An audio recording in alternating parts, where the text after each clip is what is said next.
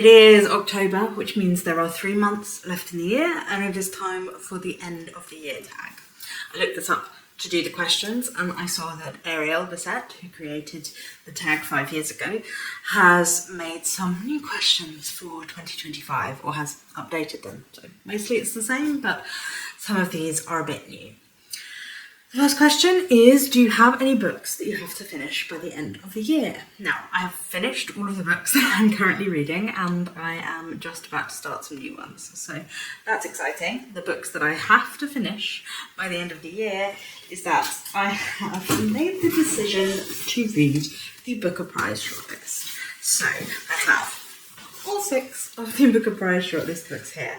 I wasn't going to do it, but basically it's Holly Exley's fault. She commented on my video about the long list, like reacting to the long list, saying that she would be interested in my thoughts, and I decided to do it. So you probably know, but we have historical fiction from A Very Cold Winter in 1962 in England, The Land in Winter by Andrew Miller, a midlife crisis of a man whose wife cheated on him years before, The Rest of Our Life by Ben Markovitz, a woman who is rehearsing for a play, and something strange happens, I believe, in this one, Audition by Katie Kitamura, set in Japan after the Second World War, and up until the present day. We have Flashlight by Susan Choi, about a Hungarian man who fights in Iraq, Flesh by David, oh my god, I remember looking this one up, hang on. Is David Soloi.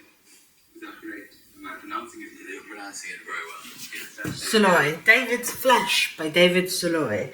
And then we have 2 people over the course of their lives in relationship moving from New York to India.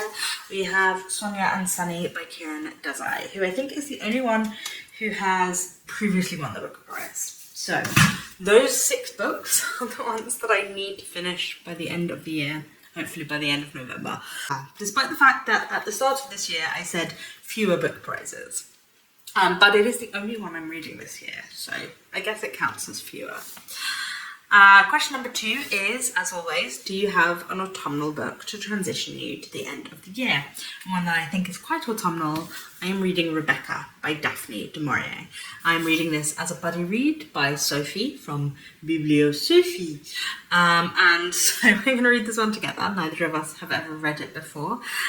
This, if you don't know, is a classic from the 1930s about a woman who marries Maxim de Winter, who is obsessed with his glamorous ex-wife, who is the Rebecca of the title, I believe.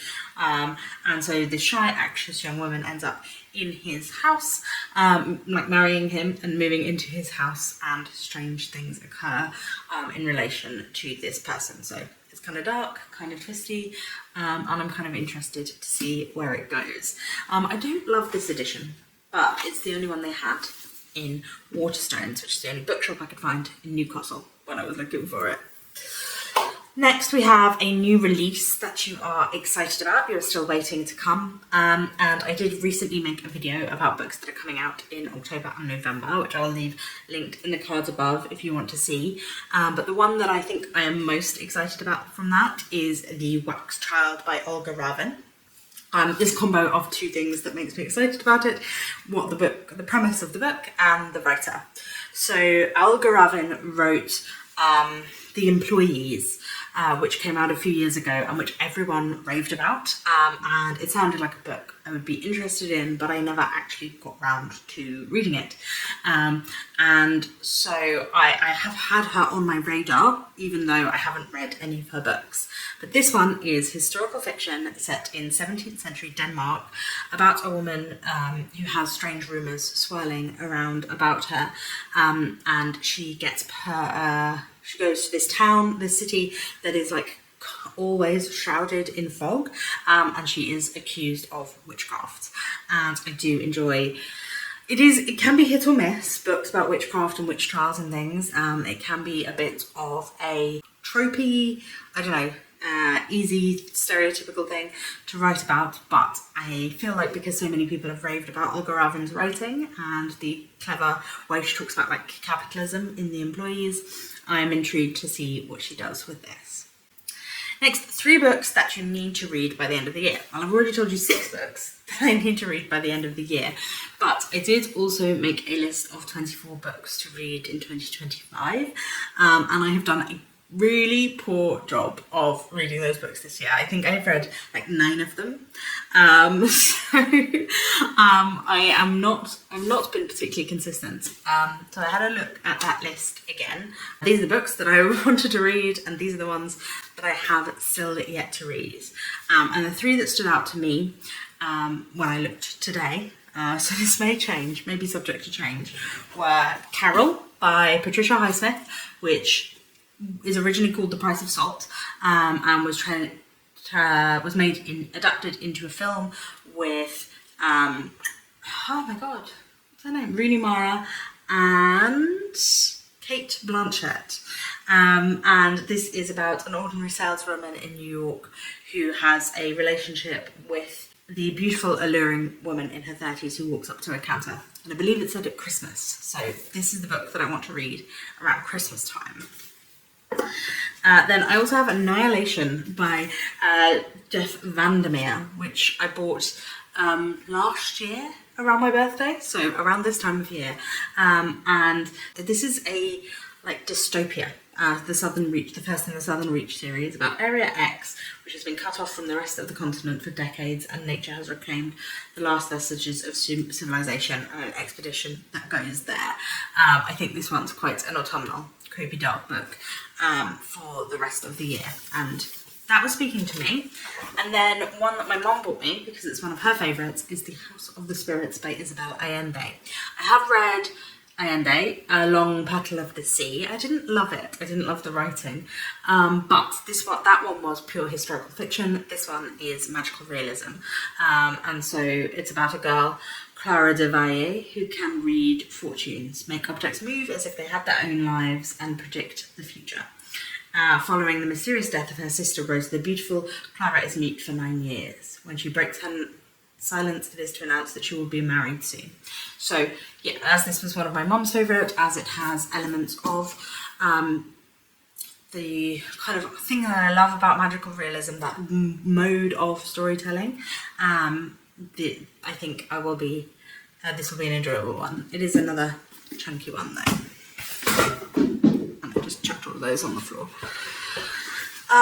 Okay, the next question is, how are you feeling about your reading goals? Anything you want to change, adapt, or abandon? So I didn't make too many reading goals. I know I'm not hugely good at sticking to my goals. I tend to forget about them, and I don't find them particularly helpful. But some of the goals that I did set this year, I wanted to read 100 books. I certainly wanted to read more books than last year.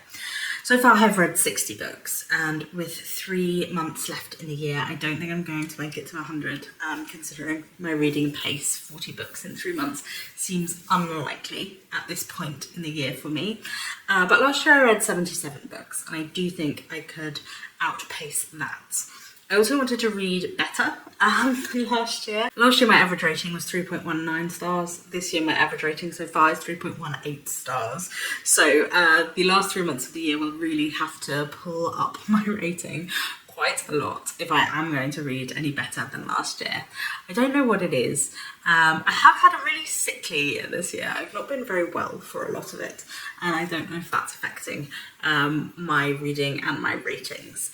But I think rereads haven't counted in that, and I have reread some really, really great books, which has been a lot of fun. But the last 2 years have been both my worst years in terms of amount of books read since I started this channel, and also ratings. I used to be rating around 3.4 almost every year, and reading, just over. Well, the fewest before last year was 104 books, and the most was 144 books. So I was reading quite a lot more. Obviously, there was a pandemic, and I only work part-time, so there's a lot of things leaning into that. I now work full-time and have a lot of stuff to do outside of work too. but also I've just not been I've been struggling to read this year in a way I haven't enjoyed. The other purpose, I said I'd reread some books. One of my goals was to reread 6 books this year. I think I have reread 3 or maybe 4, if I remember rightly. I've reread White Teeth, 100 Years of Solitude, Wolf Hall, and Jonathan Strange and Mr. Noir. So I've reread 4 books this year, 4 books that I really love. You'll notice they're all really chunky books. None of those are less than like 500 pages. So maybe I should have chosen to reread some smaller ones. But I am enjoying the rereads. I don't know if I will manage to fit any more in by the end of the year, however. I also wanted, I said no more prize lists, as I said, and I am doing one, but hopefully these books will be the ones that bring up my ratings this year. Fingers crossed. There are a few I'm quite interested in. I think I will like Sonia and Sunny. I think I will like A Land in Winter. I think I could also like Flesh and also Flashlight. Best not to get those two muddled up. Yeah, so I think I could be having a good time with some of these. I haven't liked Katie Kissamura in the past, and The Rest of Our Lives really doesn't appeal to me, but we'll see. I will let you know what I thought in future. And then also I was supposed to be reading books about motherhood this year.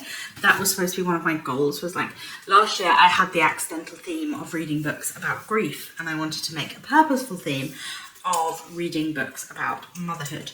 But I'm not sure that really feels like a theme I have read. White Teeth has elements of motherhood. It's much more about fathers and children than it is about mothers and children, but there is undercurrents, elements of the relationships between the mothers and their children in these books. Bloody Awful in Different Ways is about motherhood. It's from the perspective of a son, but it is about his mother and about the 7 different fathers he had in his life growing up in Sweden. I think we're in Sweden. The Silence in Between is about a woman whose child gets left on the other side of the Berlin Wall in 1961, so that's about motherhood. Nesting by Rosie O'Donnell is about a woman trying to leave her abusive husband and with her children and the difficulty of being a mother in a bureaucratic system. Darkness is a little about motherhood, about a woman having a child out of wedlock in the 1960s. Mammoth is about a woman who really wants to have children and so tries to have sex with as many men as possible to make it happen, despite the fact she's a lesbian. The Argonauts by Maggie Nelson is about becoming a mother. And Margaret's Got Money, Charles. That one's also 8. I have read 8 books about motherhood out of my 60, so I guess there is a theme, but it isn't one that's like I've noticed whilst I was reading. Which is the next question. So I wasn't just rambling. What trends have you noticed in your reading this year? I'm not sure I've really noticed any, except that I've been struggling to read. Actually, one trend that I did notice was that I recently made a video about empathy in reading, which I'll leave linked in the cards above. And for that, normally when I make my video essays, I do a lot of reading from like JSTOR and from articles in various newspapers and literary magazines and things. But for this one, I read 4 books, and I found that was my highest rated month. Like July was the month this year that I rated things the highest so far this year. And so reading a lot more non-fiction and a lot of essay collections seem to be giving me a lot more pleasure in the reading than reading a lot of fiction. I do think also a lot of the stuff that I've been reading a lot more stuff this year that's outside of my comfort zone because I've joined a book club where we read books that are set for us centrally rather than choosing the books as members of the book club. And it's really forcing me to step outside of my comfort zone, and I've hated every single book, which allows me to know that I do know my taste pretty well. I think that's been sort of adding to my slumpy feelings about reading, because I just have been struggling to get through those books, and they've kind of left a bad taste in my mouth, I guess, in terms of reading in general. But I have so much fun when I go to the book club, so I don't want to give it up. But I think maybe I need to go where my interest takes me in terms of non-fiction a little more. I always mean to read more non-fiction, but I struggle with it. I've been listening to a lot fewer audiobooks this year as well, and I think that is partly why I have read so much less, because a lot of the reading I've been doing this year has been digital or physical, and you can't really do anything else while you do that, as you can with audiobooks. So I think more audiobooks and more non-fiction need to be in my rotation for the rest of the year. The other goals that I set, which I'm mashing these questions up now, but the other goals that I set were all channel related. One was about those video essays. I said I would do 10. I think I have done 5 so far this year. I did Why Are Men No Longer Writing Literary Fiction? Why Are Irish Writers So Good? Problem with Mansfield Park? Empathy in Reading? And What is Literary Fiction? So those are the 5 I've done so far. I have plans for 4 more. Whether they will get actually researched, written, filmed and edited is another matter. But I should hopefully make it to 9, if not 10.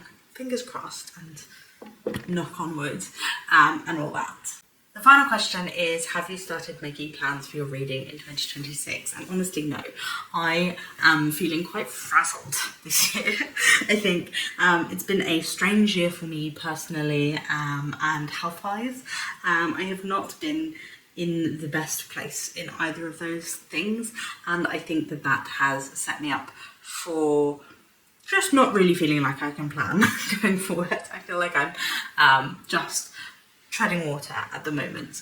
I don't feel emotionally awful, don't worry about me, but I am just sort of chugging along, and I am not really planning far into the future as I have done in the past. I'm just floating. I need to find a way to work out which books I'm definitely going to love and stick to reading those, because I think these past 2 years have really been difficult for me in terms of reading and finding books I love. I'm being constantly disappointed, and I don't know if I'm being too judgy, and that's my problem. Who knows? But I'm doing my best. But I have hopes for the future. I have hopes for this pile of Booker Prize books. I have hopes for these books I want to finish for the rest of the year and my buddy reads. I'm not worn down yet. I have hopes that the best books are yet to come. That was the end of the year tag. Please let me know your thoughts in the comments down below, your answers to those questions. And if you want to be tagged, make the video as well. Then you can say that I tagged you. No one tagged me. I just do this every year. But thank you very much for watching. If you're new here, my name's Roisin, and I will see you again very soon. Bye-bye. Look at these big old hands. Bye-bye.